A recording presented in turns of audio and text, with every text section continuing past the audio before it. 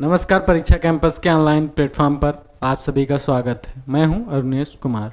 आज हम बौद्ध धर्म और बौद्ध धर्म के महत्वपूर्ण सिद्धांतों तथा बौद्ध धर्म से जुड़े महत्वपूर्ण व्यक्तियों जैसे महात्मा बुद्ध, प्रसेनजीत और आनंद उपाली, इन सब के विषय में और इनकी शिक्षाओं के विषय में डिटेल से पढ़ेंगे। तो आइए शुरू करते हैं अपने इस क्लास को। जैसा कि बौद्ध धर्म वर्तमान में इसको एक धर्म या संप्रदाय के रूप में माना जाता है, परंतु क्या जब इस धर्म या फिर संप्रदाय की स्थापना की गई थी तो उस टाइम पर इसे धर्म माना जाता था? अगर हम इसका डिटेल में अध्ययन करेंगे तो हमें पता चलता है कि तत्कालीन समय में बौद्ध एक धर्म या संप्रदाय न होकर के यह एक जीवन जीने की शैली थी। यह एक दार्शनिक विचारधारा थी जिसमें व्यक्ति को महत्व दिया जाता था और इसमें व्यक्ति के रूपांतरण पर जोर दिया जाता था। ऐसे सिद्धांत इसमें थे, ऐसे विचार इसमें थे कि उनका पालन करके एक व्यक्ति मोक्ष को प्राप्त कर सकता हो, वह जीवन में सफल हो सकता था। उसके विषय में डिटेल से हम देखते हैं कि कैसे और क्या क्या इसके सिद्धांत थे, कौन कौन से लोग इसके महत्वपूर्ण थे। तो आइए शुरू करते हैं। अगर हम बौद्ध धर्म की बात करेंगे तो इसके जो संस्थापक हैं उनको गौतम बुद्ध को माना जाता है। और इनके जन्म की अगर हम बात करते हैं तो 563 ईसा पूर्व में इनका जन्म हुआ था। जो जन्म स्थान है वह लुम्बिनी कपिलवस्तु के निकट नेपाल की तराई में है, परंतु कुछ आधुनिक जो विद्वान हैं अभी विभिन्न शोधों से पता चला है कि जो कपिलवस्तु के निकट जो नेपाल की तराई में माना जाता है वह नेपाल में न होकर के पिपराहवा नामक स्थल है। पिपराहवा नामक स्थल है जो कि भारत में ही स्थित है। इनके बचपन का नाम सिद्धार्थ था। इनके पिता का नाम शुद्धोधन था जो कि कपिलवस्तु के शाक्य गण के प्रधान यानी मुखिया थे। इनकी माता माया देवी अथवा महामाया थी जो कहाँ के राजा, कोली गणराज के राजा अंजन की पुत्री थी। ठीक, तो पिता कौन थे? राजा अंजन, याद रखिएगा। इनका जो पालन पोषण है इनकी मौसी महाप्रजापति गौतमी ने किया था। इनकी पत्नी का नाम यशोधरा जो शाक्य कुल की थी। एक चीज़ ध्यान में रखिएगा, प्रश्न इससे बनते हैं अच्छे से कि किस ग्रंथ में यशोधरा का अन्य नाम है। हो सकता है आपसे मिलान करने के लिए आ जाए प्रश्न, या तो डायरेक्ट ऐसे ही प्रश्न पूछ ले कि बिंबा किस बौद्ध ग्रंथ में इनकी गौतम बुद्ध की पत्नी का नाम है। तो देख लेते हैं। यशोधरा जो शाक्य कुल की कन्या थी, इनका अधिकांश पुस्तकों में यशोधरा ही नाम मिलता है। भदक कक्षना जो बुद्ध वंश पुस्तक है उसमें इनका नाम है बिंबा। अट्टकथा और महावदांशुत्त में गौतम बुद्ध की पत्नी का नाम क्या मिलता है? बिंबा। जबकि ललित विस्तार जो ग्रंथ है इसमें इनका नाम गोपा मिलता है। इनकी मृत्यु या निर्वाण की हम बात करते हैं, इसी को बौद्ध परंपरा में महापरिनिर्वाण भी कहा जाता है। 483 ईसा पूर्व में मल्लों की राजधानी कुशीनगर में हुआ था। इनका जो सारथी था उसका नाम छंदक या विभिन्न पुस्तकों में छन्न या फिर चन्ना मिलता है। इनके घोड़े का नाम कंथक मिलता है। तो एक चीज़ ध्यान में रखिएगा, बहुत सारी ऐसी जैन अनुश्रुतियाँ हैं, बौद्ध अनुश्रुतियाँ या फिर बौद्ध पुस्तकें हैं या बौद्ध परंपरा में ऐसा माना जाता है कि जब गौतम बुद्ध का जन्म हुआ था उसके तुरंत बाद महात्मा बुद्ध उठ करके 7 कदम चले और फिर उन्होंने कहा कि मैं अच्छाइयाँ लेकर के आया हूँ, यानी मैं अच्छाइयों का उदाहरण बनूंगा और मेरा यह अंतिम जन्म है। इसके साथ ही साथ ऐसा माना जाता है कि जब महात्मा बुद्ध का जन्म हुआ था उसी समय पर 7 और प्राणियों का जन्म हुआ था। तो देख लेते हैं, यह बहुत ही महत्वपूर्ण है और अक्सर प्रश्न भी इससे बनते हैं। ऑप्शन में आता है कि निम्नलिखित में से किसका जन्म महात्मा बुद्ध के साथ हुआ था, ऐसा माना जाता है। तो देख लेते हैं। इनकी जो पत्नी है यशोधरा का जन्म इनके साथ में हुआ। दूसरा, इनका जो सारथी कौन है? छंदक, उसका जन्म इनके साथ में हुआ। तीसरा, जो इनका घोड़ा कंथक है उसका जन्म इनके साथ में हुआ। अब 4 राजा उस समय के थे, उनका जन्म भी इनके साथ में होता है। पहले थे प्रसेनजीत,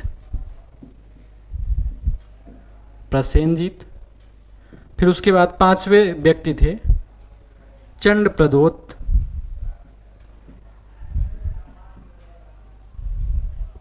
और उसके बाद छठवें थे उदयन,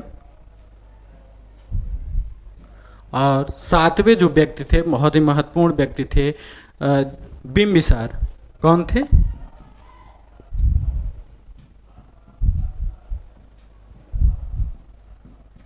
यानी तीन तो इनसे संबंधित ही थे, यानी इनकी पत्नी, छंदक इनका सारथी, कंथक इनका घोड़ा, इनसे संबंधित थे। इनका जन्म ऐसा माना जाता है कि इनके साथ में हुआ था। जो चार उस टाइम के राजा थे, प्रसेनजीत, चंद्रप्रदोत, उदयन और बिंबिसार, इनका भी जन्म माना जाता है कि इनके साथ में ही हुआ था।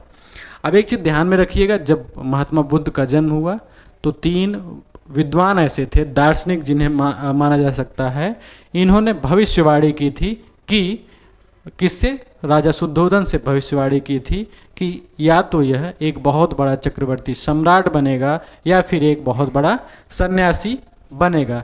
तो प्रश्न भी इससे पूछा जाता है, तो देख लेते हैं कौन कौन से विद्वान थे। पहले थे काल देवल, दूसरे थे कौंडिन्य,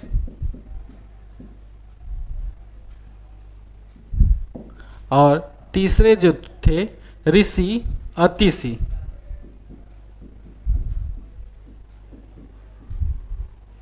यानी तीन व्यक्तियों ने मिलकर के भविष्यवाणी की थी कि या तो सिद्धार्थ बहुत बड़े विद्वान बने, बहुत बड़े चक्रवर्ती सम्राट बनेंगे, या फिर यह बहुत बड़े एक सन्यासी बनेंगे। तो इस भविष्यवाणी के दौरान ही जब सिद्धार्थ 7 दिन के होते हैं तो इनकी माता कौन थी? महामाया, उनका देहांत हो जाता है। तो उसके बाद, देहांत के बाद इनका जो पालन पोषण है आपने देखा ही होगा, इनकी मौसी जो कि राजा शुद्धोधन की दूसरी पत्नी थी, उन्होंने इनका पालन पोषण किया। आगे हम देखते हैं कि जो ये महात्मा बुद्ध हैं, उनके प्रारंभिक जीवन की और कौन कौन सी घटनाएं हुई। जब इनको राजा ने कहा, भविष्यवाणियाँ हुई, तो राजा ने इनका पालन पोषण बहुत ही अलग तरीके से करना शुरू किया। इनको तत्कालीन समय में जितनी भी सुख सुविधाएं दी जा सकती थी दी जाने लगी, और बहुत ही कुलीन माहौल में इनका पालन पोषण होने लगा। इन्हें महल से बाहर नहीं जाने दिया जाता था। इनके सुख सुविधा की जितनी भी वस्तुएं थी इनके लिए उपलब्ध थी उस टाइम पे। परंतु कुछ समय बाद जब सिद्धार्थ धीरे धीरे बड़े होने लगते हैं तो इनमें धीरे धीरे चिंतनशीलता इनके अंदर बढ़ने लगती है। यह एकांत में बैठ करके धीरे धीरे ध्यान की प्रक्रियाओं में चिंतन करते रहते हैं। तो इसकी वजह से राजा शुद्धोधन ने क्या किया, इनका विवाह 16 वर्ष की आयु में यशोधरा से कर दिया। उसके बाद विवाह के 12 वर्ष बाद और इनके संपूर्ण जीवन के 28 वर्ष बाद, यानी जन्म से 28 वर्ष बाद इनको एक पुत्र की प्राप्ति होती है। जब पुत्र की प्राप्ति होती है तो इनके मुंह से निकलता है यह बंधन, यानी राहु है। तो इसकी वजह से ही इनके पुत्र का नाम क्या पड़ गया? राहुल। ठीक, यानी महात्मा बुद्ध ने कहा कि मेरे जीवन में एक और बंधन आ गया है। बंधन उनका मतलब था कि यह पारिवारिक जो उनका जीवन है, सांसारिक मोहमाया में वो बंध गए हैं। ठीक, उसके बाद क्या होता है, जो मध्यम निकाय, जो बौद्ध धर्म का एक महत्वपूर्ण ग्रंथ है, उसके अनुसार ऐसा उसमें लिखा गया है कि महात्मा बुद्ध जो हैं एक दिन बाहर निकलते हैं, महल से चोरी से बाहर निकलते हैं। किसके साथ? अपने सारथी का नाम आपको याद होगा, छंदक, और घोड़ा उनका था कंथक। तो जब बाहर निकलते हैं तो इनके सम्मुख 4 दृश्य दिखाई पड़े जो इनके जीवन की पूरी प्रक्रिया को परिवर्तित कर दिया। पहला दृश्य क्या था? एक बीमार व्यक्ति को इन्होंने देखा, एक वृद्ध व्यक्ति को देखा। पहला दृश्य क्या था? पहला था वृद्ध व्यक्ति को देखा। दूसरा दृश्य इन्होंने देखा, बीमार व्यक्ति को देखा। पहले वृद्ध व्यक्ति को देखा, फिर दूसरा बीमार व्यक्ति को देखा, तीसरा था मृत व्यक्ति को देखा, और चौथा जो दृश्य था वह था एक सन्यासी को देखा। ठीक, तो यह क्रम है। कई बार जरूरी नहीं है, पहले पूछा जाता था परीक्षाओं में, हो सकता है पूछ ले। तो याद कैसे करना है? सिंपल सा बात है। कोई व्यक्ति जब वृद्ध हो जाएगा या बूढ़ा हो जाएगा तो उसको बहुत सारी बीमारियां आएंगी। तो यानी एक व्यक्ति है, बूढ़ा हुआ या वृद्ध हुआ, उसके बाद उसको बीमारी हुई और बीमारी के बाद वह मर गया। ठीक, तो तीन व्यक्ति जो ये शुरू के इन्होंने जो दृश्य देखे, इससे क्या हुआ, इनके मन में बहुत ज़्यादा दुख की प्राप्ति हो गई। उसके बाद क्या हुआ, जब इन्होंने सन्यासी को देखा जो एकदम सुख में है, उसको संसार की किसी भी वस्तुओं की न तो लालच है न किसी भी चीज़ का उसे चिंता है, तो इसकी वजह से फिर इनके मन में धीरे धीरे वैराग्य उत्पन्न होने लगा। तो जब सन्यासी को देखा तो इसके बाद इनका जो वो है मन बहुत ज़्यादा विचलित हो गया। तो फिर घर जा कर के इन्होंने 29 वर्ष की अवस्था में, एज क्या है 29 वर्ष, ठीक, 29 वर्ष की अवस्था में रात्रि को अपनी पत्नी और पुत्र को छोड़ करके छंदक जो इनका सारथी है उसके साथ कंथक नामक जो इनका घोड़ा है उससे क्या कहते हैं घर छोड़ देते हैं। इस क्रिया को ध्यान में रखिएगा, कई बार पूछा गया है। इस क्रिया को बौद्ध धर्म में क्या कहा गया है, महाभिनिष्क्रमण। जो यह क्रिया है यानी घर छोड़ करके जा रहे हैं, बौद्ध धर्म में इसको महाभिनिष्क्रमण कहा गया है। उसके बाद क्या होता है कि जब गौतम बुद्ध यहाँ घर से चले जाते हैं तो यह ज्ञान की तलाश में भटकते रहते हैं। इस क्रिया को जो ज्ञान की तलाश में भटक रहे हैं, इसी को बौद्ध धर्म में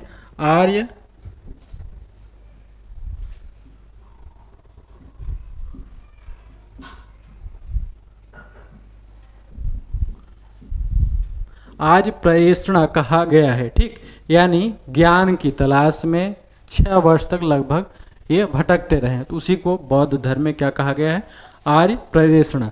एक चीज ध्यान में रखिएगा, प्रश्न आया हुआ है कि सबसे पहले जब बुद्ध अपने घर का त्याग करते हैं जिसे महाभिनिष्क्रमण क्रिया कहा गया है, उसके बाद यह अनोमा नामक नदी के तट पर जाते हैं।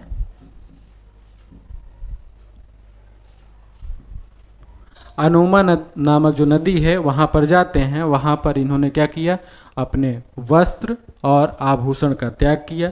जो कंथक इनका घोड़ा है उसको छोड़ दिया, सारथी को छोड़ दिया और भिक्षु का वस्त्र धारण किया, अपना सिर मुड़वा लिया और फिर वहाँ से यह संन्यास लेकर के ज्ञान की प्राप्ति के लिए आगे बढ़ते हैं। तो याद रखिएगा, नदी का नाम अनोमा है और क्या कहते हैं, जो स्थल है अनोमा जो नदी है वहाँ पर अनुवैनय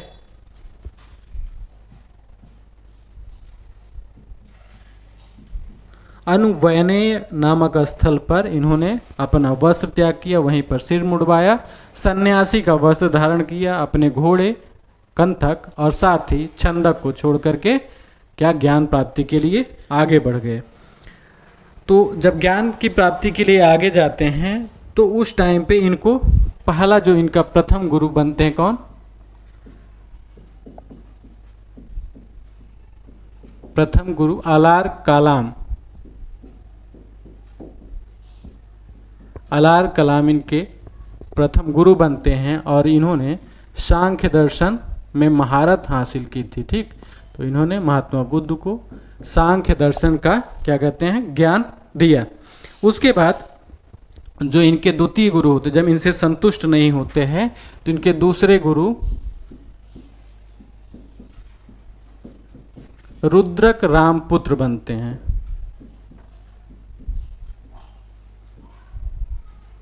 एक चीज ध्यान में रखिएगा, यह रुद्रक रामपुत्र है, इसको संस्कृत में रामपुत्र पढ़ा जाता है, ठीक, रामपुत्र।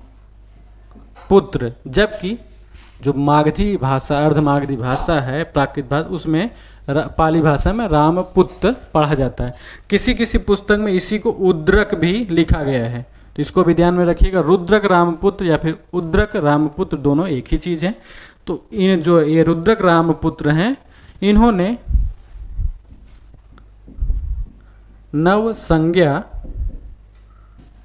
नवयान क्या कहते हैं, नव संज्ञा न संज्ञायतन की शिक्षा दी, ठीक, नव संज्ञा न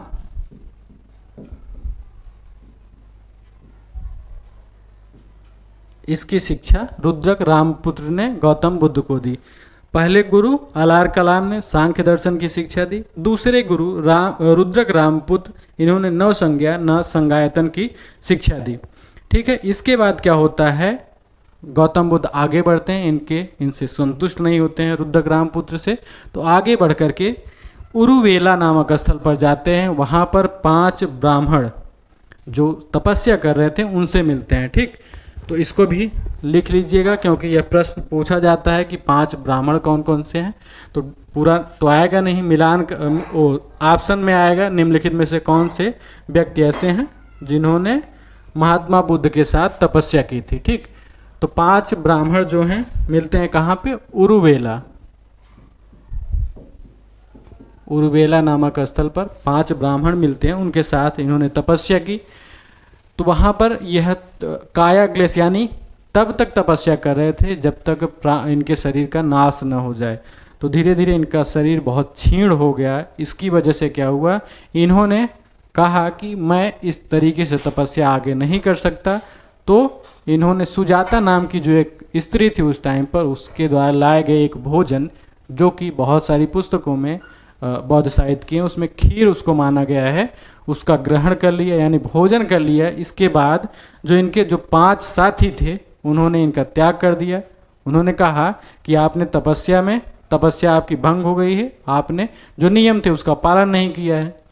तो फिर जब 5 ब्राह्मण जो इनके साथी थे जब इनको छोड़ देते हैं तो फिर इन्होंने फिर से क्या कहते हैं तपस्या करनी शुरू की।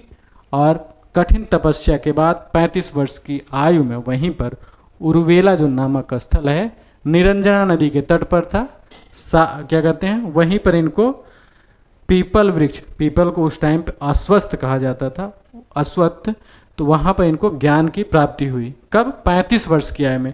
तो एक चीज़ ध्यान में रखिएगा, जो ब्राह्मण हैं इनके नाम हम देख लेते हैं। तो पहले थे कौंडिन्य,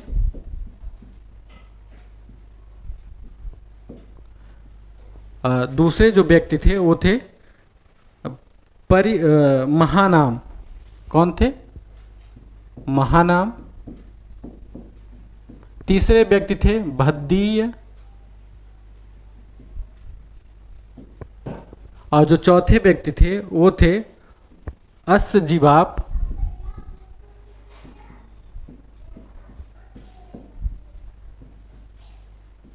कौंडिन्य, महानाम, भद्दीय, अस्सजीवाप और असंग।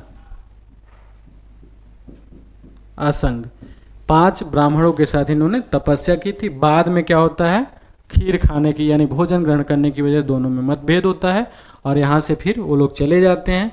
तो 35 वर्ष की आयु में निरंजना नामक नदी के तट पर, इसी को फल्गु नदी कहा जाता है वर्तमान में। ठीक, फल्गु नदी या फिर निरंजना नदी के तट पर इनको ज्ञान की प्राप्ति हुई, जिसे निर्वाण भी कहा जाता है। और एक चीज ध्यान में रखिएगा, जो यहाँ पर वृक्ष है वह पीपल है। ठीक, तो पीपल वृक्ष के नीचे इनको ज्ञान की प्राप्ति हुई। उसके बाद जब ज्ञान की प्राप्ति हुई तो यहाँ से यह निकलते हैं, फिर जाते कहाँ पे हैं, सारनाथ। तो सारनाथ में ही इन्होंने पहले सोचा था कि मैं तो जब तपस्या के दौरान जब इनको ज्ञान की प्राप्ति हो जाती है तो कई सप्ताह तक वहीं बैठे रहते हैं। इन्होंने कहा, ऐसा बौद्ध साहित्य में मिलता है कि इन्होंने सोचा कि मैं किसी को भी ऐसा ये सब ज्ञान नहीं दूंगा, परंतु 3 बार ब्रह्मा ने इनसे निवेदन किया कि आप जाकर के जो आपको ज्ञान प्राप्त हुआ है संसार में उसका क्या कहते हैं प्रचार प्रसार कीजिए। तो उसके बाद फिर महात्मा बुद्ध जाते हैं। एक चीज़ ध्यान में रखिएगा, जो ये 5 ब्राह्मण हैं इनको ही सबसे पहला उपदेश भी दिया है ज्ञान प्राप्ति के बाद। ज्ञान प्राप्ति के बाद पहला उपदेश 5 ब्राह्मणों को दिया। इसी को बौद्ध धर्म में क्या कहा जाता है, पहले उपदेश को धर्म चक्र प्रवर्तन।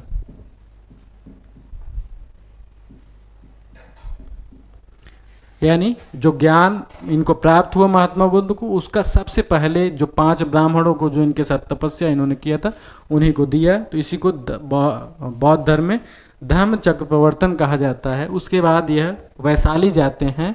वैशाली में जो उस टाइम के तत्कालीन शासक हैं बिंबिसार, बिंबिसार ने इनको वेणुवन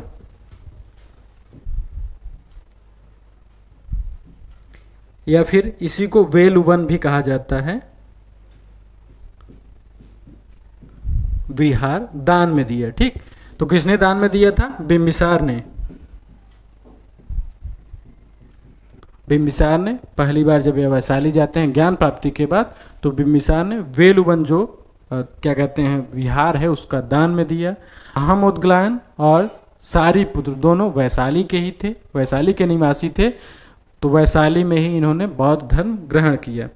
तो धीरे धीरे बहुत वर्षों तक इन्होंने फिर लगातार अपने धर्म का प्रचार किया, और उसके बाद जो इनका जीवन का अंतिम वर्ष है वहाँ पर चुंद नामक लोहार है। कहाँ पर जाते हैं? कुशीनगर में। और कुशीनगर में ही लोहार जो है शुकर माधव नामक एक भोज्य पदार्थ देता है, जिसको खा करके महात्मा बुद्ध की मृत्यु हो जाती है। इसी को बौद्ध धर्म में क्या कहा गया है? महापरिनिर्वाण। यानी जब इनको ज्ञान की प्राप्ति हुई है उस टाइम पे क्या कहा गया है? निर्वाण की प्राप्ति, और जब इनकी मृत्यु होती है उसको महापरिनिर्वाण कहा जाता है। तो एक चीज़ ध्यान में रखिएगा, मृत्यु के पूर्व बुद्ध ने कहा था कि सभी संघातिक वस्तुओं का विनाश होता है, अपनी मुक्ति के लिए उत्साहपूर्वक प्रयास करो। किससे कहा था? अपने शिष्य उपाली से कहा था। यानी कि सभी चीज़ों का विनाश हो जाएगा, जिसका जन्म हुआ है मृत्यु होगा, और उन्हीं को इन्होंने बताया था कि मैं कुछ समय बाद मेरी मृत्यु हो जाएगी और मेरे शरीर को फिर जो इनका शरीर है इस अवशेष को 8 भागों में विभाजित किया गया। तो देख लेते हैं कि प्रश्न इससे आया हुआ है कि महात्मा बुद्ध के अवशेष को कितने भागों में बांटा गया और कौन कौन से ऐसे शासक या फिर उस टाइम के गणराज्य या फिर राज्य रहे हैं जिन्होंने उस पर अधिकार जताया है। तो आगे देखते हैं। महापरिनिर्वाण सूत्र में बुद्ध की शरीर धातु के दावेदारों के नाम निम्नलिखित मिलते हैं। तो जो सबसे पहला शासक कौन था? मगध नरेश अजातशत्रु। ठीक, कौन? अजातशत्रु। अजातशत्रु ने क्यों मांग की? अजातशत्रु ने कहा कि भगवान जो बुद्ध हैं वह भी क्षत्रिय हैं और मैं भी क्षत्रिय हूँ, क्षत्रिय होने के नाते मुझे उनके जो शरीर अवशेष हैं उसमें अधिकार चाहिए। दूसरा जो था कपिलवस्तु के जो शाक्य थे, यानी इनका तो वहाँ पे जन्म ही हुआ था। तीसरा वैशाली के लिच्छवी। चौथा वेठ द्वीप के ब्राह्मण। पांचवा अलकप्प के बुली। छठवां पावा के मल्ल। सातवां पिपली वन के मौर्य। और जो 8वां अवशेष था रामग्राम के कोलियों ने प्राप्त किया था। यानी बुद्ध के 8 जो अवशेष बनाया गया था शरीर धातु से, तो इतने शासकों या फिर गणराज्यों ने प्राप्त किया था, और फिर वहीं पर इन्हीं शरीर अवशेषों पर बाद में स्तूप बनाए गए। ठीक, अब देख लेते हैं कि प्रश्न ऐसा आता है कि बुद्ध के समकालीन कौन कौन से शासक थे। तो बिंबिसार और अजातशत्रु कहाँ के शासक थे? मगध के। प्रसेनजीत कौशल के शासक हैं। एक चीज ध्यान में रखिएगा, प्रसेनजीत ही ऐसे शासक हैं जिन्होंने कहा था भगवपि कौशलिको अहमपि कौशलिको, भगवप 28 को अहमपि 28, यानी भगवान बुद्ध जो हैं वह कौशल के हैं और मैं भी कौशल का हूँ, यानी कौशल जो उस समय राज। दूसरा, भगवान बुद्ध भी 80 वर्ष के हैं और मैं भी 80 वर्ष का हूँ। ठीक, तो यह कथन याद में रखिएगा, प्रसेनजीत ने कहा था। उदयन जो हैं, उदयन वत्स के शासक थे। भद्रिक शाक्य नरेश थे। अवंती पुत्र शूरसेन यानी मथुरा के शासक थे। और बोधि कुमार सुषुमार गिरि के भाग्य थे। ठीक, तो इतने शासक इनके समकालीन थे और इनसे अक्सर परीक्षा में प्रश्न पूछा जाता है, मिलान करने का भी आता है, या फिर ऐसा प्रश्न आता है कि निम्नलिखित में से कौन सा शासक बुद्ध का समकालीन था। तो इसको ध्यान में रखिएगा। महात्मा बुद्ध से संबंधित जीवन की घटनाएं और उनके प्रतीक, यह प्रश्न अक्सर परीक्षा में पूछा जाता है कि उनके जन्म से संबंधित कौन सा कथन, मतलब कौन सी घटना या फिर कौन सा उसका प्रतीक है, मृत्यु से संबंधित कौन सा उनका प्रतीक है। तो इसको ध्यान में रखिएगा। जो इनका जो गर्भाधान यानी माता का स्वप्न है वह हाथी का प्रतीक है। ठीक, तो ऐसा माना जाता है, जैन अनुसूचियों में कहा गया है कि इनकी जो माता थी उन्होंने एक सपना देखा था कि एक हाथी कमल का फूल अपने सूंड में लिए हुए उनके गर्भ में प्रवेश करता है। तो यानी इनके गर्भाधान का जो प्रतीक है क्या, हाथी है। जन्म का प्रतीक कमल व सांड है, या सांड यानी वृषभ है। गृह त्याग यानी महाभिनिष्क्रमण की जो क्रिया हुई है उसका प्रतीक क्या है, अश्व है। क्यों प्रतीक है, क्योंकि घोड़े के साथ ही यह घर छोड़ करके गए थे। महाबोधि यानी ज्ञान या निर्वाण की प्राप्ति जो होती है, बोधि वृक्ष है इसका। और पदचिन्ह, एक चीज ध्यान में रखिएगा, बोधि वृक्ष जो है वही पीपल का वृक्ष है जहाँ पर इनको ज्ञान की प्राप्ति हुई है। उस पीपल के वृक्ष को ही, यानी जिस पीपल के वृक्ष, एक ही पीपल, यानी सभी पीपल को बोधि वृक्ष नहीं कहा जा सकता है, सिर्फ वही पीपल का वृक्ष जहाँ पर इनको ज्ञान की प्राप्ति हुई है उसी को बोधि वृक्ष कहा गया है। ठीक। प्रथम उपदेश जो धर्म चक्र प्रवर्तन कहा जाता है, उसका जो प्रतीक है धर्म चक्र है, मृग सहित चक्र, यानी उसमें हिरण बने हुए हैं। मृत्यु यानी महापरिनिर्वाण का जो प्रतीक है स्तूप है। तो इसके पहले मैंने आपको बताया था इनके शरीर अवशेषों को 8 भागों में बांटा गया, वहाँ पर स्तूप बनाए गए, तो वही महापरिनिर्वाण का प्रतीक स्तूप है। मार विजय यानी जब यह तपस्या कर रहे थे तो मार नामक राक्षस ने इनको विभिन्न प्रकार के प्रलोभन दिए, तो वह उस पर विजय जो प्राप्त करते हैं कैसे, भूमि स्पर्श मुद्रा। ठीक, यानी भूमि को इन्होंने स्पर्श कर लिया, ऐसी मुद्रा बनाई तो भूमि ने इनकी रक्षा की, तो वह मार्ग पर विजय, जो मार नामक राक्षस है उस पर विजय, भूमि स्पर्श मुद्रा इसका प्रतीक है। 5 ब्राह्मण जिन्हें प्रथम उपदेश दिया, इसका प्रतीक दाना चुगते हुए हंस हैं। ठीक, आगे देखते हैं बौद्ध धर्म की शिक्षाएं और सिद्धांत। तो जो बौद्ध धर्म है इसमें जो इसका सिद्धांत है, इसमें 4 आर्य सत्य प्रमुख सिद्धांत हैं। 4 आर्य सत्य में अगर हम बात करेंगे तो पहला है दुख, दूसरा है दुख समुदाय, तीसरा है दुख निरोध, चौथा है दुख निरोध गामिनी प्रतिपदा। ठीक, जो 4 आर्य सत्य हैं इसी को जो क्या कहते हैं पाली भाषा में चतुर्भरी सत्यानि कहा गया है। यानी 4 आर्य सत्य कौन कौन सा है, पहला है दुख, दूसरा है दुख समुदाय, तीसरा है दुख निरोध, चौथा है दुख निरोध गामिनी प्रतिपदा। तो दुख क्या है, महात्मा बुद्ध के अनुसार बुद्ध ने सब्बम दुखम कहा, क्या यानी इसका मतलब होता है दुख हर जगह व्याप्त है, इसलिए बौद्ध धर्म को घोर निराशावादी या अतिशय यथार्थवादी कहा गया। अतीत यथार्थवादी दर्शन माना जाता है। दुख का अर्थ वास्तविक पीड़ा या निराशा तक सीमित नहीं है, बल्कि वैसा अनुभव करने की तमाम संभावनाएं दुख के अंतर्गत आती हैं। सुख जो है अस्थायी है तथा क्षणभंगुर होता है, यानी जो व्यक्ति को सुख प्राप्त होता है वह अस्थायी है, कुछ समय बाद वह समाप्त हो जाता है। मनुष्य के अधिकांश जीवन में, संपूर्ण जीवन में अधिकांश भाग जो है दुख ही रहता है। अब क्षणभंगुर क्यों, क्योंकि वह इंद्रियों को किसी प्रकार तुष्ट करने की वास्तविक क्रियाओं पर आश्रित होता है। यानी जो सुख होता है क्षणभंगुर इसलिए है कि वह मनुष्य के जो इंद्रियां हैं कुछ ही समय के लिए उन्हें आनंद प्रदान करता है। ठीक, आगे देखते हैं जो दूसरा इनका सिद्धांत है दुख समुदाय, यानी दुख का कारण। अब इसमें क्या इन्होंने कहा कि दुख के मनुष्य को दुख क्यों होता है। पहला है तृष्णा, मोह लिप्तता, लोलुपता, अहंकार, घृणा, अनभिज्ञता जैसी मानवीय प्रवृत्तियों को दुख का कारण माना गया है। यानी किसी भी मनुष्य को दुख क्यों होगा, उसके अंदर में जब मोह होगा, धन की लोलुपता होगी, और क्या कहते हैं तृष्णा होगी, किसी भी व्यक्ति से प्रेम या घृणा होगा तो उसकी वजह से क्या होगा, दुख होगा। इन सब में दुख का मूल कारण तृष्णा यानी इच्छा को माना गया है। दुख के कारण और निदान में सर्वोपरि भूमिका तृष्णा की होती है। यानी दुख जो होता है वह तृष्णा के कारण होता है और उसका निदान भी तृष्णा यानी इच्छा की समाप्ति के बाद ही हो सकता है। तीसरा जो इनका सिद्धांत है दुख निरोध, यानी दुख से मुक्ति संभव है। जिस प्रकार संसार में दुख है, दुख का कारण है, उसी प्रकार दुख से मुक्ति भी संभव है। दुख निरोध का तात्पर्य तृष्णा का मूलोच्छेदन है, यानी इच्छा जो है उसका संपूर्ण रूप से समाप्त होना है। बुद्ध के अनुसार 5 स्कंद रूप, वेदना, संज्ञा, संस्कार और अविद्या का निरोध ही दुख निरोध है। यानी जो 5 स्कंद हैं कौन कौन सा, रूप, वेदना, संज्ञा, संस्कार और अविद्या, इनके द्वारा जब इनका हम निरोध करेंगे यानी इनका तिरस्कार करेंगे तो फिर क्या क्या धीरे धीरे दुख हमारा समाप्त होगा। चौथा जो सिद्धांत जो आर्य सत्य है, दुख निरोध गामिनी प्रतिपदा, यानी दुख से मुक्ति का मार्ग। तो इसमें क्या है, तृष्णा तथा अन्यान्य दूषित मनोवृत्तियों एवं संस्कारों का निरोध करने के लिए महात्मा बुद्ध ने जिस मार्ग का प्रतिपादन किया उसे दुख निरोध प्रतिगामिनी प्रतिपदा दुख निरोध गामिनी प्रतिपदा कहा गया है। ठीक, यानी किस प्रकार से हम दुख को समाप्त कर सकते हैं उसका विवरण इसमें मिलता है।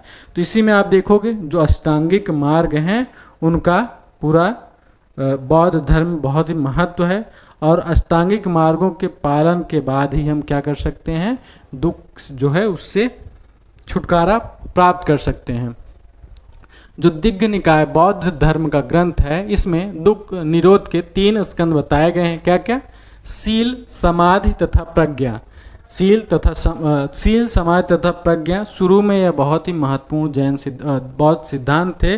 कालांतर में धीरे धीरे इनका क्या होने लगा, इसमें विभाजन होने लगे और बाद में यही अष्टांगिक मार्ग हुआ। ठीक, यानी इसमें विस्तार हुआ। कौन कौन सा जो 3 स्कंद है, सील समाधि और प्रज्ञा, इसमें बहुत ज़्यादा विस्तार हुआ, इसी को अष्टांगिक मार्ग कहा गया। अष्टांगिक मार्ग को मध्यम प्रतिपदा, मध्यम मार्ग या भिक्षुओं का कल्याण मित्र या देवयान या ब्रह्मयान भी कहा जाता है। तो इसको ध्यान में रखिएगा, यह प्रश्न आता है कि अष्टांगिक मार्ग को और क्या क्या कहा जाता है, फिर मध्यम प्रतिपदा किसे कहा जाता है, तो अष्टांगिक मार्ग को ही कहा जाता है। अब देख लेते हैं अष्टांगिक मार्ग है क्या, जिस पर महात्मा बुद्ध ने चलने के लिए लोगों को कहा। तो अष्टांगिक जो मार्ग हैं, महात्मा बुद्ध के संपूर्ण जीवन दर्शन की स्पष्ट झलक उनके त्रिरत्न संबंधी विचारों में मिलती है। अब इसके 3 स्कंद कौन कौन से हैं, प्रज्ञा, सील, समाज, जो मैंने पहले बताया था। तो प्रज्ञा यानी सम्यक ज्ञान को कहा जाता है। इसमें जो है 3 अष्टांगिक मार्ग जो है उसमें से 3 उनकी संख्या इसमें है, जैसे सम्यक दृष्टि, सम्यक संकल्प एवं सम्यक वाणी, इसका पालन करना होगा। सील के अंतर्गत 2 मार्ग हैं, कौन कौन सा, सम्यक कर्मांत यानी कर्म सही हो, सम्यक आजीव, और जो तीसरा है सम्यक समाधि, सम्यक ध्यान को कहा जाता था। इसमें 3 मार्ग हैं, कौन कौन सा, सम्यक व्यायाम, सम्यक स्मृति एवं सम्यक समाधि। यह अष्टांगिक मार्ग हैं, इसको ध्यान में रखिएगा, प्रश्न यहाँ से बनता है। अब बौद्ध धर्म के त्रिरत्न देख लेते हैं कि बौद्ध धर्म में कौन कौन सा त्रिरत्न है। तो बुद्ध, धम्म और संघ को बौद्ध धर्म का त्रिरत्न माना जाता है। तो कमेंट बॉक्स में बताइएगा, जो पहले वाली क्लासेस के है जैन धर्म के त्रिरत्न कौन कौन से हैं, उसको आप कमेंट में बताइएगा। आगे देखते हैं, बौद्ध धर्म का एक और सिद्धांत है, क्या, प्रतीत्य समुत्पाद, यानी प्रतीत्य अर्थात किसी वस्तु की प्राप्ति होने पर समुत्पाद यानी अन्य वस्तु का उत्पन्न होना, इसे कारणवाद भी कहा जाता है तथा आश्रित उत्पत्ति का सिद्धांत भी कहते हैं। दूसरे आर्य सत्य में प्रतीत्य समुत्पाद निहित है।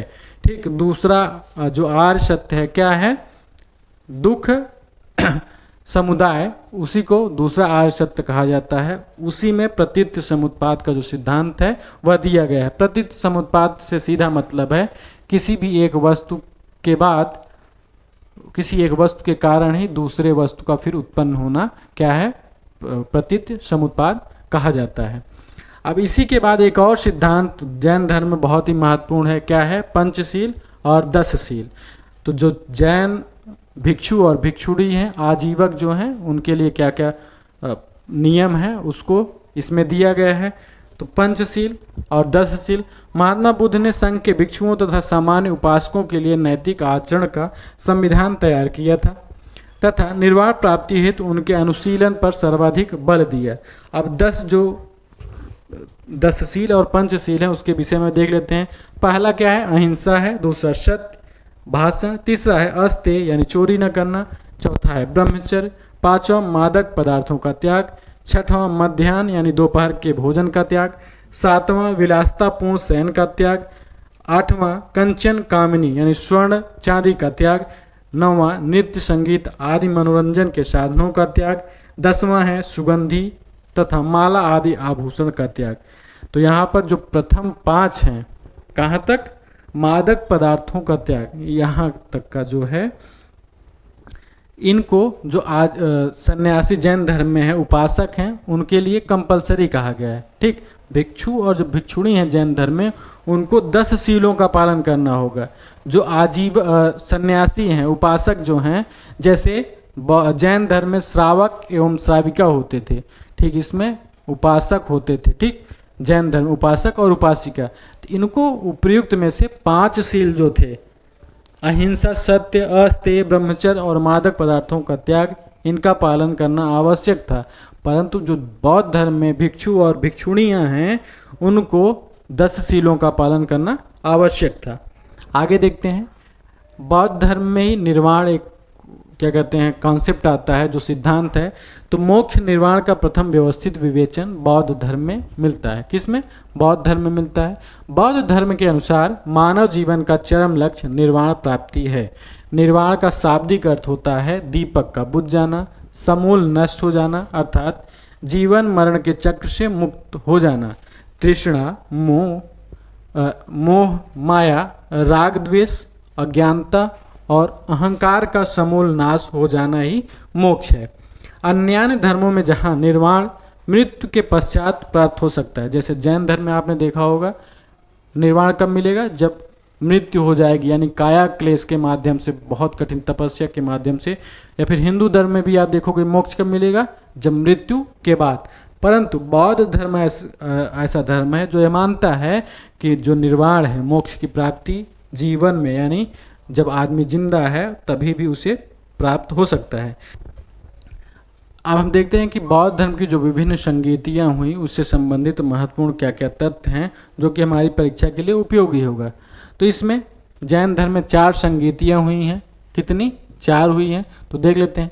प्रथम बौद्ध संगीति जो है 483 ईसा पूर्व में, यानी बुद्ध की जब मृत्यु होती है तो उसके तत्काल बाद होती है। स्थान क्या है? राजगृह की सप्तमणि गुफा है।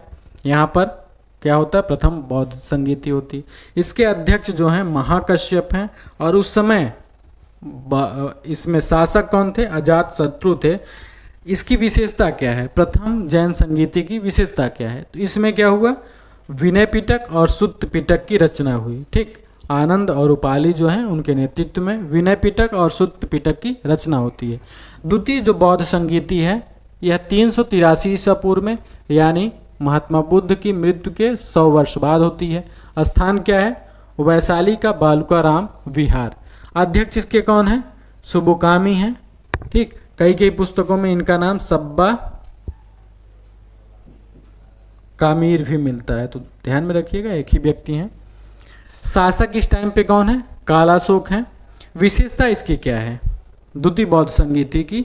तो बौद्ध धर्म में नियमों को लेकर के विवाद हो गया, यानी बहुत सारे ऐसे नियम थे कि हमें पलंग पर सोना चाहिए, गद्देदार बिस्तरों पर सोना चाहिए कि नहीं सोना चाहिए, दिन का भोजन ग्रहण करना चाहिए कि नहीं करना चाहिए, यानी जीवन से जो तत्कालीन समय का जीवन यापन था उससे संबंधित बहुत सारे ऐसे सिद्धांत थे। 100 वर्ष बाद महात्मा बुद्ध की मृत्यु के बहुत सारा उसमें मतभेद आ गया, तो उसको लेकर के क्या कहते हैं बैठक हुई। तो मतभेद होने की वजह से क्या हुआ? बौद्ध धर्म में विभाजन हो गया। क्या क्या? महाकात्यायन के नेतृत्व में जो बौद्ध धर्म है, अस्थावीर या फिर थेरावादी, इसी को पश्चिमी बौद्ध कहा जाता है, इनका विभाजन हो जाता है। किस में? महाकात्यायन के नेतृत्व में अस्थावीर, थेरावादी या फिर पश्चिमी बौद्ध में। दूसरा जो संप्रदाय बनता है महाकश्यप के नेतृत्व में, इसी को महासांगिक या सर्वास्तिवादी या पूर्वी भिक्षु या फिर बौद्ध कहा जाता है, इसी को भिक्षु या बौद्ध। ठीक, तो 2 संप्रदायों में बटा, अस्थवीर और महासांगिक। अस्थवीर को थेरावादी भी कहते हैं या पश्चिमी बौद्ध भी कहते हैं, और जो महासांगिक को सर्वास्तिवादी भी कहते हैं और पूर्वी बौद्ध या भिक्षु भी कहते हैं। तो दूसरे जो बौद्ध संगीति, इसकी विशेषता क्या है? बौद्ध धर्म का 2 संप्रदायों में विभाजन हो गया है। ठीक, आगे देखते हैं। तृतीय बौद्ध संगीति, समय क्या है? 247 ईसा पूर्व में। स्थान पाटलिपुत्र में। अध्यक्ष कौन है? मोगली तिष्यपुत्र हैं, मोगली पुत्र तिष्य हैं। शासक इस टाइम पे अशोक हैं, बहुत ही महत्वपूर्ण शासक हैं। विशेषता क्या है? जो बौद्ध धर्म का तीसरा पिटक है, पहले सुत्त पिटक और विनय पिटक का क्या होता है? प्रथम बौद्ध संगीति में संकलन होता है। जो तीसरा पिटक है अभिधम्म पिटक, अभिधम्म पिटक का संकलन क्या कहते हैं, त्रिशिरे बौद्ध संगीति में होता है। और अभिधम्म पिटक जो है उसी के अंतर्गत एक और ग्रंथ आता है कथावत्तु, उसका भी संकलन होता है। तो कथावत्तु की जो रचना है या फिर संकलन करता है कौन है, मोगलीपुत्र तिस्य, ठीक है। तो अभिधम्म पिटक के संकलन करता भी मोगलीपुत्र तिस्य ही है। और अभिधम्म पिटक के अंतर्गत, पिटक का मतलब होता है टोकरी, तो एक टोकरी जैसे आपने 3 टोकरी बनाएगी मान लीजिए जैन धर्म में बौद्ध धर्म में, ठीक 3 टोकरी बनाई गई।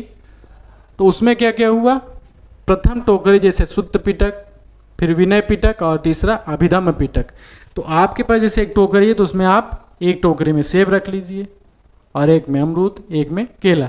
तो इसका मतलब एक तो रखोगे नहीं आप, उसमें कई सेब रखोगे ना। तो उसी प्रकार से जो एक टोकरी है उसमें कई पुस्तकें रखी गई, फिर दूसरी ऐसे है, फिर ऐसे तीसरी है। तो जो अभिधम्म पिटक है उसी के अंतर्गत कथावत्तु नामक ग्रंथ की रचना हुई। इसके लेखक कौन थे, मोगलीपुत्र तिस्य। अब देखते हैं चतुर्थ बौद्ध संगीति की। तो चतुर्थ बौद्ध संगीति जो है 102 ईस्वी में होती है। स्थान क्या है, कश्मीर के कुंडलवन में, ठीक कुंडलवन विहार है वहाँ पर होता है। इसके अध्यक्ष वसुमित्र हैं, उपाध्यक्ष कौन है, अश्वघोष हैं, शासक उस टाइम पे कौन है, कनिष्क, कुषाण शासक कनिष्क। अब विशेषता क्या है चतुर्थ बौद्ध संगीति का, तो इसमें बौद्ध धर्म का 2 संप्रदाय हीनयान और महायान में विभाजन हो गया, ठीक। तो हीनयान महायान में विभाजन हो गया। आगे देख लेते हैं कि हीनयान और महायान क्या है और हीनयान और महायान में बेसिक डिफरेंस क्या क्या है। तो हीनयान की अगर हम बात करेंगे तो इसका शाब्दिक अर्थ होता है निम्न मार्ग, ठीक। इसे श्रावकयान तथा प्रत्येक बुद्धयान भी कहा जाता है। यह व्यक्तिवादी मत है, यानी प्रत्येक व्यक्ति को अपने प्रयत्नों से ही मोक्ष प्राप्त हो सकता है, ठीक। अब बेसिक डिफरेंस देखिएगा, प्रश्न ऐसे ही बनते हैं खास करके यूपीपीसीएस में भी, तो नेट में भी ऐसे ही बनते हैं। तो याद रखिएगा, हो सकता है कथन जैसा बना के दे कि महायान में जो है प्रत्येक व्यक्ति को अपने प्रयत्नों से ही मोक्ष प्राप्त हो सकते हैं। हीनयान की साधना पद्धति अत्यंत कठिन है तथा यह भिक्षु जीवन का हिमायती है। तो जो हीनयान धर्म है वह प्योर जो महात्मा बुद्ध ने सिद्धांत दिए हैं उसका पालन करने का हिमायती रहा है। तो जो हो सकता है प्रश्न कैसे आएगा, हो सकता है ऐसे आए, प्रत्येक व्यक्ति को अपने प्रयत्नों से मोक्ष की प्राप्ति हो सकती है होती है या फिर मोक्ष प्राप्त कर सकता है निजी प्रयत्न से। यह कथन किस संप्रदाय से संबंधित है, हो सकता है जैन धर्म दे, फिर या जैन धर्म के जो उप संप्रदाय उसको दे, हीनयान महायान। तो इसको ध्यान में रखिएगा। हीनयान की साधना पद्धति अत्यंत कठिन है तथा भिक्षु जीवन का हिमायत है, यानी हीनयान में ऐसा माना जाता है कि किसी भी गृहस्थ व्यक्ति है सांसारिक मोहमाया में जो लगा हुआ है वह निर्वाण की प्राप्ति नहीं कर सकता है। अगर उसको निर्वाण की प्राप्ति करनी है तो भिक्षु बनना आवश्यक है, ठीक। हीनयान का आदर्श हर पूज्य पद प्राप्त करना है, यानी हीनयान का मतलब है जो अरहत है यानी पूज्य पद है उसको प्राप्त करना है। जो व्यक्ति अपनी साधना से निर्वाण प्राप्त करते हैं उन्हें अरहत कहा जाता है, परंतु निर्वाण के पश्चात पुनर्जन्म नहीं होता है, ठीक। याद रखिएगा, जब निर्वाण प्राप्त हो जाएगा तो निर्वाण के पश्चात पुनर्जन्म नहीं होगा। बुद्धत्व की प्राप्ति बुद्ध के अतिरिक्त किसी को नहीं हो सकती है, ठीक। आगे देखते हैं। हीनयान बुद्ध की वास्तविक शिक्षाओं अनात्मवाद 4 आर्यसत्य में परिवर्तन स्वीकार नहीं करता, यानी यह रूढ़िवादी मत है, ठीक। हीनयान क्या है, रूढ़िवादी मत है। इस मत के ग्रंथ सामान्यतः पाली भाषा में हैं। तो महात्मा बुद्ध ने किस भाषा में उपदेश दिया, पाली भाषा में। तो हीनयान संप्रदाय के जो समर्थक हैं वह पाली भाषा में ही ग्रंथों की रचना भी करेंगे, क्योंकि यह रूढ़िवादी धर्म है और जो महात्मा बुद्ध ने सिद्धांत दिए उन्हीं का पालन भी करता है। और एक चीज ध्यान में रखिएगा, जो हीनयान संप्रदाय है यह बुद्ध को महापुरुष मानता है, ठीक, देवता नहीं मानता। अभी महायान को जब आप पढ़ोगे तो उसमें क्या है, महात्मा बुद्ध को देवता का स्तर दर्जा दिया गया है, जबकि हीनयान में बुद्ध को महापुरुष ही माना गया है। हीनयान में बुद्ध का पूजन संकेतों यानी उनका जो संकेत है हाथी, अश्व, बैल, कमल, बोधि वृक्ष और धर्मचक्र और स्तूप के माध्यम से होता है। यानी हीनयान में बुद्ध की मूर्तियों की पूजा नहीं हो रही है, बल्कि जो बुद्ध के प्रतीक हैं जैसे हाथी, अश्व, बैल, कमल, इन सब का पूजन हो रहा है। हीनयान के प्रमुख संप्रदाय वैभाषिक तथा सौतांत्रिक हैं, यानी हीनयान के अंतर्गत भी दो मतलब उप संप्रदाय बन गए। कौन कौन सा? वैभाषिक और सौतांत्रिक। तो इसको हम आगे देखते हैं। 7वां है कथा वस्तु विशुद्धिमक अवधान शतक आदि प्रमुख साहित्य हैं हीनयान धर्म में। याद रखिएगा, हीनयान में कौन कौन से महत्वपूर्ण ग्रंथ हैं? कथा वस्तु, विशुद्धिमक और अवधान शतक। अब इसके विद्वानों की अगर हम बात करेंगे हीनयान संप्रदाय के, तो वसुबंधु, कुमारलट, बुद्धदेव, घोषक, धर्मात्र सिंह आदि प्रमुख दार्शनिक जो हैं हीनयान से संबंधित है।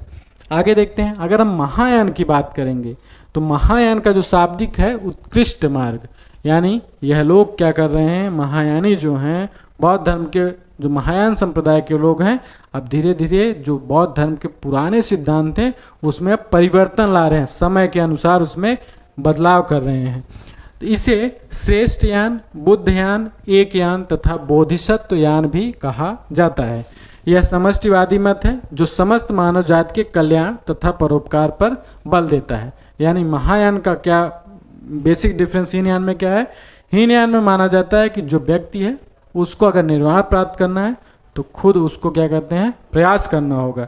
जबकि महायान में क्या है? महायान में कहा गया है कि व्यक्ति को खुद निर्वाण प्राप्त करने के लिए खुद साधना नहीं करनी है, बल्कि इसी में क्या है? एक बोधिसत्व का कॉन्सेप्ट है। तो बोधिसत्व जो है वह साधना करेंगे और उसका जो फल है किसी भी व्यक्ति को प्रदान करेंगे। महायान के सिद्धांत सरल तथा सर्वसाधारण के लिए सुलभ हैं। मुख्यतः गृहस्थ धर्म है जिसमें भिक्षुओं के साथ सामान्य उपासक वर्ग को भी महत्व दिया जाता है। देखिए, हीनयान में आपने क्या देखा था कि अगर किसी को निर्वाण प्राप्त करना है तो उसे भिक्षु बनना आवश्यक है, परंतु जो महायान संप्रदाय है उसमें कहा गया है कि कोई भी व्यक्ति चाहे वह गृहस्थ हो या भिक्षु हो वह निर्वाण प्राप्त कर सकता है। ठीक, महायान का आदर्श है बोधिसत्व, यानी जो अभी मैंने बताया, तो बोधिसत्व का कॉन्सेप्ट महायान से संबंधित है, जो मोक्ष प्राप्ति के बाद भी दूसरे प्राणियों की मुक्ति का निरंतर प्रयास करता है। भिक्षु के लिए बुद्धत्व की प्राप्ति संभव है। यानी बोधिसत्व का मतलब है ऐसे ऐसे महापुरुष या फिर लौकिक पुरुष होंगे या फिर हैं जो खुद तपस्या करेंगे, उसका जो फल है दूसरे व्यक्ति को प्रदान करेंगे। यानी अपना जो जब उनका समय आएगा निर्वाण प्राप्ति का, तो उसका जो लाभ है वो दूसरे व्यक्ति को देंगे। तो इसकी वजह से दूसरा व्यक्ति निर्वाण प्राप्त कर लेगा, फिर जो बोधिसत्व है फिर तपस्या करेंगे। ठीक, तो इसको ध्यान में रखिएगा। मेन कॉन्सेप्ट जो बोधिसत्व का है महायान से संबंधित है। भिक्षु के लिए बुद्धत्व की प्राप्ति संभव है। सप्त तथागत हिंदू धर्म से संबंधित सप्तऋषि व त्रिदेव, अजित, शाक्य मुनि और लोकितेश्वर में विश्वास, यानी जो महायान संप्रदाय है इन चीज़ों में विश्वास करता है। किसने? अजित जो एक विद्वान है, शाक्य मुनि और अवलोकितेश्वर जो बौद्ध सत्व हैं, अवलोकितेश्वर, इनमें क्या कहते हैं? महायानियों का विश्वास है। महायान बुद्धों बोधिसत्वों मंत्रोच्चारण को स्वीकार करता है या बुद्ध को देवता के रूप में स्वीकार करता है। हीनयान में आपने क्या देखा था? बुद्ध क्या है? महापुरुष हैं। अब जबकि महायान में बुद्ध एक देवता हो गए हैं। ठीक, यहाँ पर क्या हो रहा है? महायान में बुद्ध के साथ साथ, बुद्ध की तो पूजा हो ही रही है, उनके साथ साथ बोधिसत्वों की पूजा हो रही, बड़े बड़े महापुरुषों की पूजा हो रही है। जबकि हीनयान में क्या है? बुद्ध की पूजा नहीं हो रही, बुद्ध की मूर्तियों की पूजा नहीं हो रही, बल्कि बुद्ध के जो प्रतीक हैं, सांड, हाथी, कमल, इन सब चीज़ों का पूजन हो रहा है। तो यही बेसिक डिफरेंस है। आत्मा तथा पुनर्जन्म में विश्वास करता है। जो महायान संप्रदाय है आत्मा में भी विश्वास करता है, पुनर्जन्म में भी विश्वास करता है। इस मत के ग्रंथ सामान्यतः संस्कृत भाषा में है। बेसिक डिफरेंस ग्रंथ रचना को लेकर के भी हुआ है। क्या? हीनयान जो है पाली भाषा में रचे गए हैं उस टाइम के ग्रंथ, जबकि महायान संप्रदाय के जो ग्रंथ हैं संस्कृत भाषा में रचे गए हैं। महायान में मूर्ति पूजा, भक्ति तथा तीर्थों में विश्वास करता है। कुषाण शासकों के संरक्षण में गंधार तथा मथुरा एवं गुप्त शासकों के समय सारनाथ केंद्रों पर बुद्ध की हजारों मूर्तियों का निर्माण हुआ। बुद्ध प्रथम मानव थे जिनकी मूर्ति की पूजा की गई है। ठीक, यानी बुद्ध प्रथम मानव हैं जिनके मूर्तियों की पूजा हो रही है। अब देखिए हीनयान में क्या हो रहा है, मूर्ति की पूजा नहीं हो रही है, वहाँ पे प्रतीक चिन्हों की पूजा हो रही है। महायान में क्या हो रहा है, बुद्ध की मूर्तियाँ बन रही हैं बहुत ज़्यादा भारी संख्या में। कुषाण शासक जो हैं उनके संरक्षण में गांधार और मथुरा जो स्थापत्य कला के दो बहुत महत्वपूर्ण केंद्र रहे हैं, वहाँ पर बुद्ध की मूर्तियाँ बन रही हैं। गुप्त काल की अगर हम बात करेंगे तो सारनाथ में गुप्त की हजारों मूर्तियाँ बन रही हैं। तो इससे पता चलता है कि हीनयान और महायान में डिफरेंस क्या है। छठवां देखते हैं, अष्ट संहिता प्रज्ञा पारमिता ब्रह्मजाल सूत्र दीघनिकाय के ब्रह्मजाल से पृथक ललित विस्तार ब्रजछेदिका प्रमुख साहित्य हैं। यानी महायान से जो संबंधित प्रमुख साहित्य कौन कौन से हैं, प्रज्ञा पारमिता है, ब्रह्मजाल सूत्र है, ब्रजछेदिका है और ललित विस्तार है। सातवां, नागार्जुन असंग वसुबंधु मैत्रेय दिंगनाक वेनसांग आदि प्रमुख दार्शनिक महायान संप्रदाय से संबंधित हैं। आगे देखते हैं, बौद्ध धर्म के संप्रदाय और क्या कहते हैं, उसमें फिर कौन कौन से उप संप्रदाय हैं इसके विषय में देख लेते हैं। तो बौद्ध धर्म में जैसे मैंने बताया दो संप्रदाय प्रसिद्ध हैं, कौन कौन सा, हीनयान और महायान। फिर हीनयान के विषय में अगर हम देखेंगे तो हीनयान को मैंने पहले ही बताया वैभाषिक और सौत्रांतिक दो उप संप्रदाय हैं। तो वैभाषिक जो है इसका प्रमुख केंद्र उत्पत्ति अगर हम बात करेंगे तो कश्मीर में इसकी उत्पत्ति होती है, जबकि इसका प्रमुख केंद्र उस समय गांधार रहता है। ठीक, तो प्रमुख केंद्र गांधार है जबकि उत्पत्ति कश्मीर में हो रही है। जो वसुमित्र हैं इसके प्रमुख विद्वान हैं और वसुमित्र ने विभाषा शास्त्र जो पुस्तक लिखी है उसी के सिद्धांतों पर वैभाषिक जो उपसंप्रदाय है आधारित है। इसी को बाह्य प्रत्यक्षवाद भी कहते हैं। किसको, वैभाषिक ग्रंथ को, ठीक, वैभाषिक संप्रदाय को। विद्वानों की अगर हम बात करेंगे तो वैभाषिक संप्रदाय में धर्मत्रात, वसुमित्र, बुद्धदेव और घोषक नामक जो विद्वान हैं यह हीनयान संप्रदाय के वैभाषिक उप संप्रदाय से संबंधित है। अगर हम सौत्रांतिक जो उपसंप्रदाय की बात करेंगे तो सौत्रांतिक उपसंप्रदाय जो है सुत्त पिटक पर आधारित है। इसके प्रवर्तक जो हैं कुमार लाट या फिर कुमार लब्ध हैं। इसी को बाह्य अनुमेयवाद भी कहते हैं। किसको, सौत्रांतिक मत को। इसके जो विद्वान हैं, दो विद्वान प्रसिद्ध हैं, श्रीलाभ और यशोमित्र। अगर हम महायान संप्रदाय की बात करेंगे तो महायान में दो संप्रदाय उप संप्रदाय प्रसिद्ध थे। पहला था माध्यमिक, इसी को शून्यवाद कहा गया है। दूसरा था विज्ञानवाद या फिर योगचार। ठीक, तो माध्यमिक जो शून्यवाद है इसके प्रवर्तक नागार्जुन को माना जाता है। माध्यमिक कारिका इसको सापेक्षवाद भी कहते हैं। अगर हम इसके विद्वानों की बात करेंगे तो आर्यदेव, बुद्धपालित, चंद्रकीर्ति, शांतिदेव और शांति रक्षित, कमलशील आदि जो विद्वान हैं महायान संप्रदाय के माध्यमिक उप संप्रदाय से या शून्यवाद से संबंधित है। अगर हम विज्ञानवाद की बात करेंगे इसी को योगचारवाद भी कहा जाता है, योगचार भी कहा जाता है। इसके प्रवर्तक जो हैं मैत्रेयनाथ हैं। कौन, मैत्रेयनाथ हैं। असंग विज्ञानवाद के प्रथम आचार्य थे। ठीक, विज्ञानवाद या फिर योग के प्रथम आचार्य किसको माना जाता है, असंग को माना जाता है। असंग ने सूत्रालंकार ग्रंथ की रचना की। अगर हम विद्वानों की बात करेंगे खास करके विज्ञानवाद या फिर योगाचार संप्रदाय से तो स्थिरमति, दिंगनाक और धर्मकीर्ति नामक जो विद्वान हैं यह महायान संप्रदाय के विज्ञानवाद से संबंधित हैं। आगे देखते हैं, बौद्ध साहित्यों की बात करते हैं। कौन कौन से बौद्ध साहित्य हैं जो महत्वपूर्ण है आपकी परीक्षाओं के लिए। तो परंपरानुसार बौद्ध साहित्य को सर्वप्रथम प्रथम शताब्दी ईसा पूर्व में श्रीलंका के वट्टगामिनी अभय, कौन, वट्टगामिनी अभय जो व्यक्ति हैं इन्होंने पाली भाषा में लिपिबद्ध किया था। सबसे पहले किसने लिपिबद्ध किया बौद्ध साहित्य को, वट्टगामिनी अभय जो श्रीलंका के विद्वान हैं इन्होंने पाली भाषा में लिखा। प्राचीनतम बौद्ध साहित्य त्रिपिटक नाम से जाना जाता है जो कि पाली भाषा में लिखित है, जिसे मैंने पहले बताया था सुत्त पिटक, अभिधम्म पिटक और विनय पिटक। तो इन्हें त्रिपिटक के नाम से जाना जाता है जो पाली भाषा में लिखे गए हैं। त्रिपिटक शब्द का सर्वप्रथम प्रयोग रिच डेविड्स ने बुद्धिस्ट इंडिया नामक पुस्तक में किया था। ब्यूलर महोदय, ब्यूलर नामक एक विद्वान है, इनके अनुसार पिटक का अर्थ टोकरी होता है। बौद्धों के धार्मिक सिद्धांत मुख्यतः इन्हीं त्रिपिटकों पर संग्रहित हैं। यानी जो त्रिपिटक मैंने बताया था उन्हीं पर आधारित हैं। सुत्त पिटक, विनय पिटक और अभिधम्म पिटक, ये 3 त्रिपिटक हैं। आगे देखते हैं। सुत्त पिटक की अगर हम बात करेंगे तो इसमें है क्या? इसमें है बौद्ध धर्म के सिद्धांत, बुद्ध की शिक्षाएं, उपदेशों का संग्रह है।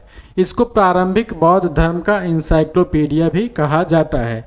इसके 5 निकाय या 5 भाग हैं। और जो सुत्त पिटक है इसके संकलनकर्ता कौन है? आनंद है। आनंद जो बौद्ध धर्म के महान विद्वान हैं, इन्होंने संकलन किया था। सुत्त पिटक के 5 भाग हैं। कौन कौन से? पहला है दिग्घ निकाय, दूसरा मज्जिम निकाय, तीसरा है संयुक्त निकाय, चौथा अगुंतन निकाय, पांचवा खुद्दक निकाय। अब फिर खुद्दक निकाय के भी 15 भाग हैं। ठीक, आगे देखते हैं। सुत्त पिटक के बाद दूसरा जो पिटक है विनय पिटक। विनय पिटक में क्या है?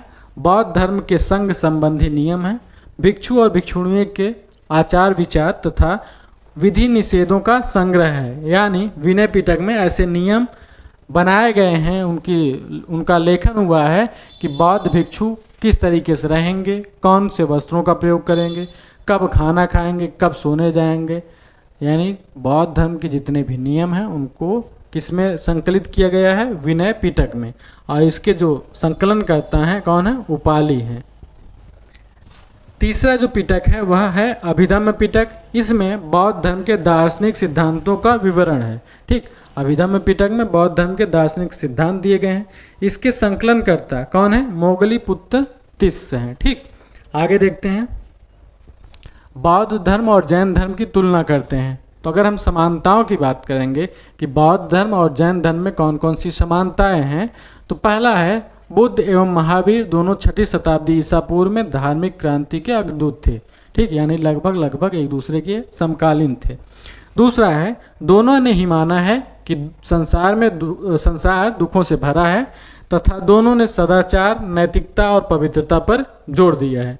ठीक, तीसरा है दोनों ने वैदिक कर्मकांडों तथा वेदों को अपौरुषेयता का समान रूप से विरोध किया। यानी जो वेदों को माना जाता था कि अपौरुषेय हैं, यानी उसकी रचना किसी पुरुष ने, किसी मानव ने नहीं बल्कि देवताओं ने की है, उसका इन्होंने विरोध किया। कौन? बौद्ध धर्म और जैन धर्म, यानी महावीर और क्या कहते हैं गौतम बुद्ध ने। चौथा है दोनों ही कर्मवाद, पुनर्जन्म व जीवन के चरम लक्ष्य निर्वाण मोक्ष में विश्वास करते हैं। ठीक, पांचवा है दोनों ने जातिवाद को अस्वीकार किया तथा वर्ण व्यवस्था को जन्म के स्थान पर कर्म आधारित माना है। ठीक, वर्ण व्यवस्था को जन्म के स्थान पर कर्म पर आधारित माना है। दोनों के मूलभूत सिद्धांतों का स्रोत उपनिषद ही हैं। ठीक, उपनिषद हैं।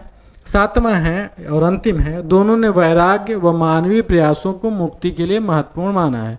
यानी जैन धर्म और बौद्ध धर्म में माना गया है कि मनुष्य को वैराग्य लेना होगा और मानवीय प्रयास करना होगा, तभी वह मुक्ति यानी निर्वाण प्राप्त या मोक्ष प्राप्त कर सकता है। अगर हम असमानताओं की बात करेंगे कि कौन कौन सी ऐसी असमानताएं हैं बौद्ध और जैन धर्म में, तो पहला है महावीर ने कठोर तप, काया क्लेश और नग्नता पर बल दिया। यानी महावीर का मानना था कि अगर मोक्ष प्राप्त करना है तो कठोर तप करना पड़ेगा, काया क्लेश की प्रक्रिया को अपनाना पड़ेगा और नग्न रहना पड़ेगा। इसीलिए महावीर देखोगे आपने, उनकी जब मूर्तियाँ देखोगे तो नग्नावस्था में है। जबकि इसके विपरीत जो महात्मा बुद्ध हैं उन्होंने मध्यम मार्ग को अपनाया। ठीक, उनका ऐसा नहीं मानना था कि बहुत तप करना होगा तभी क्या कहते हैं मोक्ष की प्राप्ति होगी। उन्होंने मध्यम मार्ग को अपनाया है और उसी पर उपदेश दिए। उन्होंने अत्यधिक सुख और आत्मनिग्रह दोनों का तिरस्कार किया।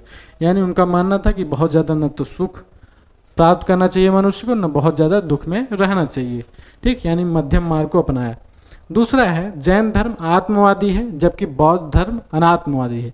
यानी जैन धर्म में आत्मा में तो विश्वास किया गया है परंतु बौद्ध धर्म में आत्मा को स्वीकार ही नहीं किया गया है। तीसरा है महावीर ने बुद्ध की अपेक्षा अहिंसा व अपरिग्रह पर अत्यधिक बल दिया है।